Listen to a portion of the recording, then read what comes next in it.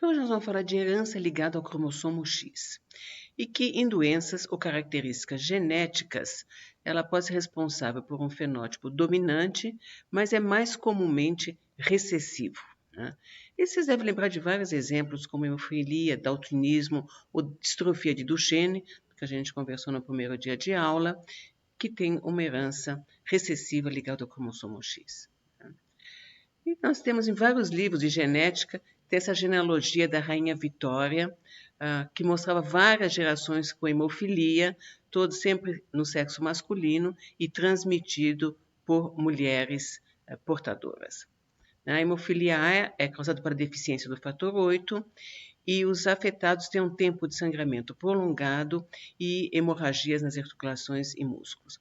Mas, na realidade, o relato mais antigo de uma herança recessiva ligada ao cromossomo X está escrito no Talmud, que é o livro sagrado dos hebreus e que foi escrito no século V. E como é que eles descobriram esse tipo de herança? Acontece que entre os judeus existe a tradição de fazer circuncisão de todos os meninos, né, todas as crianças de sexo masculino. E que se percebia que em alguns casos raros, no momento da circuncisão, o bebê tinha hemorragias muito fortes e que muitas vezes levava a óbito. Então, quando isso acontecia, o rabino ele dispensava todos os outros filhos daquela mulher de serem circuncisados. E também dispensava todos os filhos das irmãs de serem circuncisados. Mas ele não dispensava os filhos dos irmãos normais. Ou seja, naquela época, eles já tinham percebido que uma característica de herança recessiva ligada ao cromossomo X era transmitida por mulheres e não por homens normais. Então, recordando, quando a mãe é portadora, metade dos filhos vão ser afetados e metade das filhas vão ser portadoras. E quando o pai é afetado, todas as filhas vão ser portadoras e todos os filhos vão ser normais. E aqui então nós temos uma genealogia típica de uma herança recessiva ligada ao cromossomo X, com várias gerações de homens afetados e sempre transmitido por mulheres. E aqui uma herança dominante ligada ao cromossomo X, onde as mulheres também vão ser clinicamente afetadas. Né? Como é que a gente distingue uma genealogia de herança autossômica dominante de uma dominante ligada ao X? Será que essa genealogia é dominante ligada ao X ou autossômica dominante? Então, eu posso afirmar que é autossômica dominante porque nós temos transmissão aqui de pai para filho. E aqui, eu posso afirmar que é dominante ligado ao X, porque o pai teve várias filhas, todas afetadas, e não há transmissão de pai para filho. Tá? Então, essa é uma característica de uma herança dominante ligada ao cromossomo X. Mas vamos falar de herança recessiva ligada ao cromossomo X.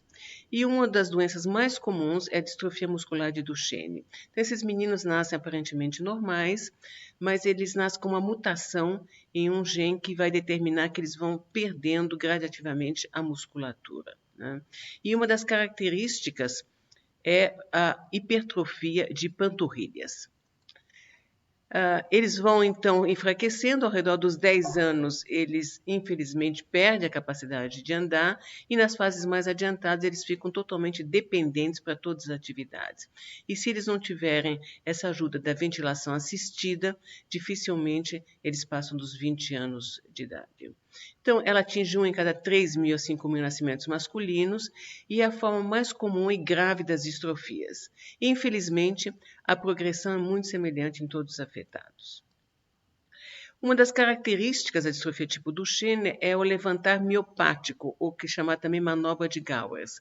Então, veja esse menino, está sentado, e ele usa essa manobra para ficar em pé, ou seja, eles vão se segurando as próprias pernas porque eles têm fraqueza dessa musculatura. E um outro tipo de distrofia, que também só afeta o sexo masculino, mas é 10 vezes mais rara do que a distrofia tipo Duchenne, é a distrofia chamada distrofia tipo Becker. E, diferentemente da distrofia tipo Duchenne, o prognóstico é muito variável. Então, a gente tem pacientes que param de andar ao redor dos 20 anos de idade, enquanto outros podem andar até 50, 60, até 70 anos de idade, né? E quando a gente faz um diagnóstico bioquímico, a gente observa que todos os afetados por distrofia tipo Duchenne e Becker têm um aumento significante da enzima creatinoquinase, que é uma enzima que é liberada do músculo para o soro sanguíneo. E aí nós temos uma história interessante das distrofias de Duchenne e Becker. Então, em 81, um gene foi mapeado no braço curto do cromossomo X. Em 84, se descobriu que os genes que causavam Duchenne e Becker eram alelos e o produto gênico foi identificado. E a primeira surpresa foi ver o tamanho gigantesco do gene da distrofia tipo Duchenne e Becker. Ele tem 2.300.000 pares de bases e 79 exons. É o maior gene humano. E aí descobriu, então, o produto desse gene. É uma proteína de membrana de músculo e que está ausente na distrofia tipo Duchenne e defeituosa em quantidade ou tamanho na distrofia tipo Becker. E a sua função é manter a integridade da membrana muscular. Então, como é que a gente vê a distrofina no músculo por técnica de imunofluorescência? Esse seria, então, um músculo normal, e vocês estão vendo a distrofina aqui ao redor das células. Um paciente com distrofia tipo Duchenne, que tem uma ausência total de distrofina, e um paciente com distrofia tipo Becker, onde você tem uma marcação falha, né, mais proteína que na distrofia tipo Duchenne. E a gente pode medir essa quantidade de proteína por técnica de Western blot. Então, aqui seria um controle normal. Aqui um paciente com distrofia tipo Duchenne, que não tem distrofina nenhuma. Aqui um paciente com uma forma mais grave de distrofia tipo Becker, que tem um pouquinho de distrofina, e aqui seria um paciente com uma forma mais leve e que tem mais distrofina. Ou seja, se viu que havia uma correlação entre a quantidade de distrofina e gravidade do fenótipo. E aí se viu que 60% a 70% dos pacientes com distrofia tipo Duchenne tem uma deleção no gene da distrofina. E isso é visto por essa técnica de PCR. Então aqui vocês estão vendo como é que a gente enxergava essas deleções, né, por essa técnica de PCR. Mas aí se viu que 60% a 70% dos pacientes com distrofia de Becker também tem uma deleção no gene da distrofina. Então vejam aqui também essas deleções também presentes em pacientes com distrofia tipo Becker, né? Então, como é que a gente explicava na época a diferença entre a distrofia grave de Duchenne e a forma mais benigna de Becker? Seria o tamanho da deleção? Então, essa era a nossa primeira aposta. Será que deleção grande daria uma forma grave e deleção pequena um quadro mais benigno? E aí foi-se olhar nos pacientes com formas de Duchenne e Becker se isso era verdade. E o que se descobriu? Que havia uma ausência de correlação entre o tamanho da deleção e a gravidade do quadro clínico, né? Qual é o segredo? É a manutenção ou não do quadro de leitura do RNA mensageiro. Então, veja, esse é o quadro de leitura do RNA mensageiro. Vocês devem lembrar que cada trinca codifica um aminoácido, né? Até você ter um codon de parada. Como é que é uma deleção em fase? Então, você perde sempre múltiplos de 3. Tá? E como resultado, você vai ter uma proteína menor, mas parcialmente funcional e que seria responsável por uma distrofia tipo Becker. Enquanto se você tiver uma deleção fora de fase, se você tiver perda de 1, 2 ou nucleotídeos, ou que não seja um múltiplo de 3, o que vai acontecer?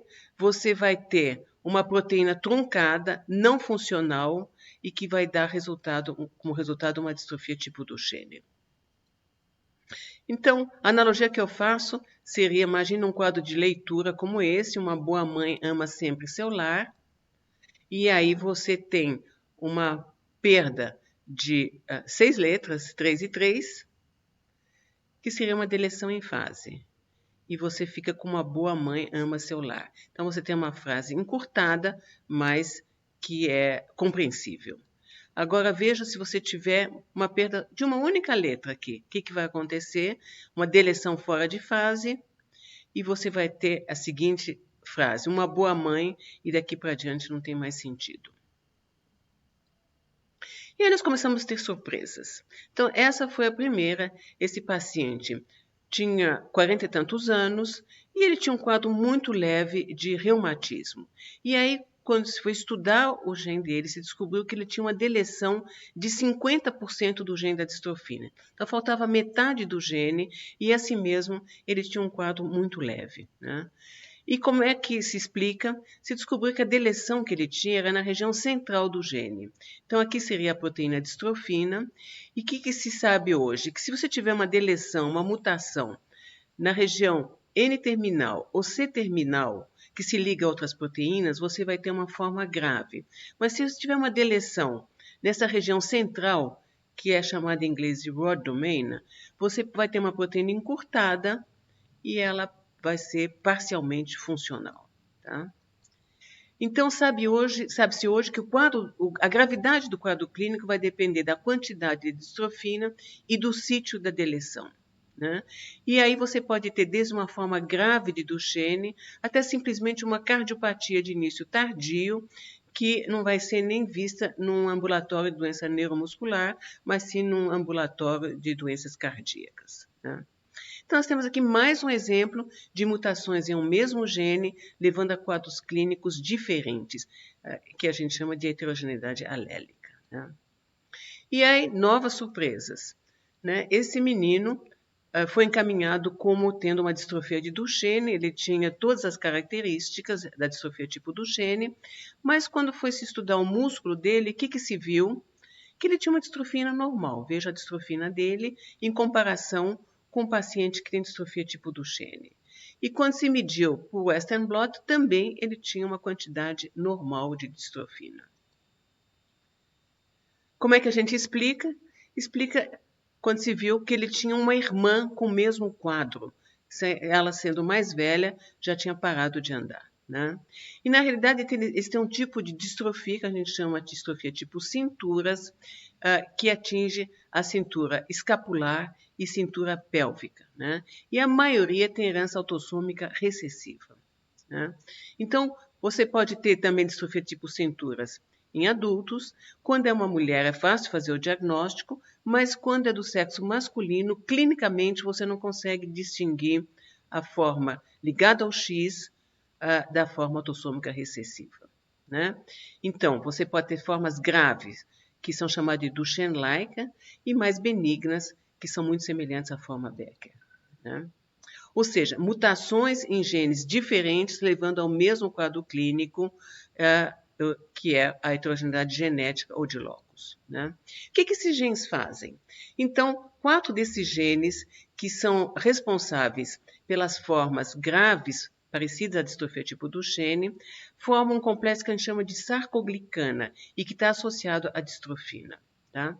Então, vejam o esquema dessas sarcoglicanas, né? E o que a gente sabe hoje? Que se você tiver uma mutação em qualquer um dos 4 genes dessas sarcoglicanas, você vai ter uma desestruturação de todo o complexo e uma degeneração muscular. E é um quadro grave, então, semelhante à distrofia de Duchenne. Então, nós começamos a entender como mutações em diferentes genes podiam levar ao mesmo quadro clínico, e que a gente chama de heterogeneidade genética. Né? E também que todos esses genes são importantes porque eles codificam proteínas fundamentais para o bom funcionamento do músculo. Bom, também numa herança recessiva ligada ao X, as mulheres portadoras da mutação são assintomáticas. Né? E aí nós tivemos outra surpresa.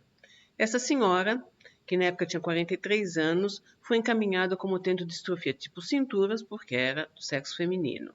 E ela tinha muita dificuldade para andar, vejo a dificuldade para subir um degrau, tinha hipertrofia de panturrilha e tinha uma fraqueza generalizada. Né? E quando nós fomos levantar a genealogia dela, o que a gente viu? Que ela tinha um irmão que tinha falecido por distrofia tipo Duchenne, tinha 3 filhos com distrofia tipo Duchenne e um deles já tinha falecido. Ou seja, uma herança típica ligada ao cromossomo X. Né? Então, a gente viu que ela não tinha distrofia tipo cinturas, mas na realidade ela era uma heterozigota manifestante de distrofia tipo Duchenne. Tá?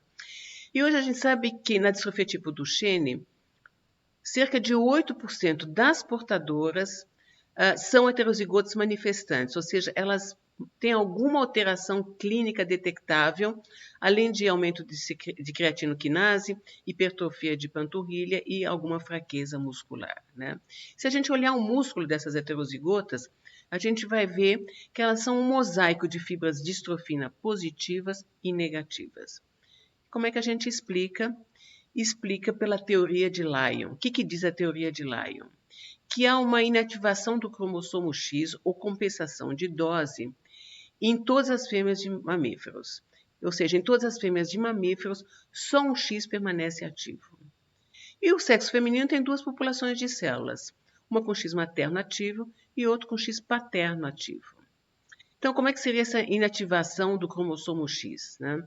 Então, imagina o X materno e paterno. Em 50% das células você tem o materno ativo, e em 50% das células você tem o paterno ativo. E o que ocorre numa heterozigota manifestante? Há um desvio, né?